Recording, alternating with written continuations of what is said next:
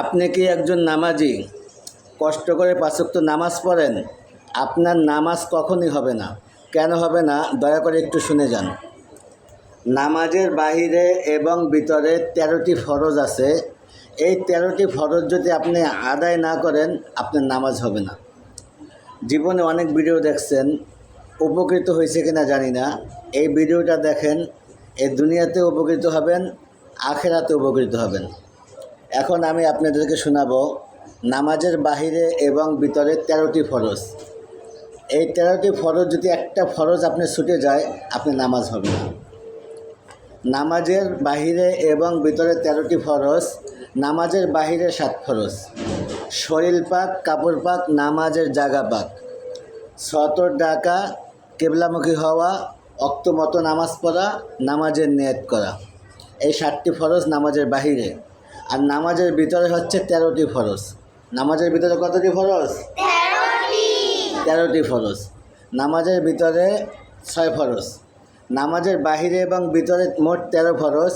নামাজের বাহিরে 7 ফরজ আমি বলছি।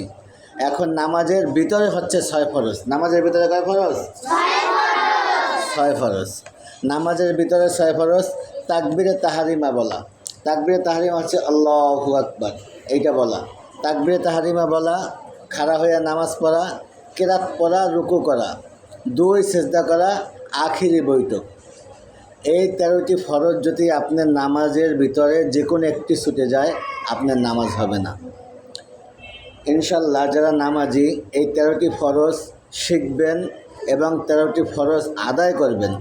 কোনো কারণে যদি আপনার নামাজের ভিতর থেকে এই 13টি ফরজের যে কোনো একটি ফরজ ছুটে যায় আপনার নামাজ হবে না। আর নামাজের ওয়াজিব হচ্ছে 14টি, এটি আগামী ভিডিওতে বলবো।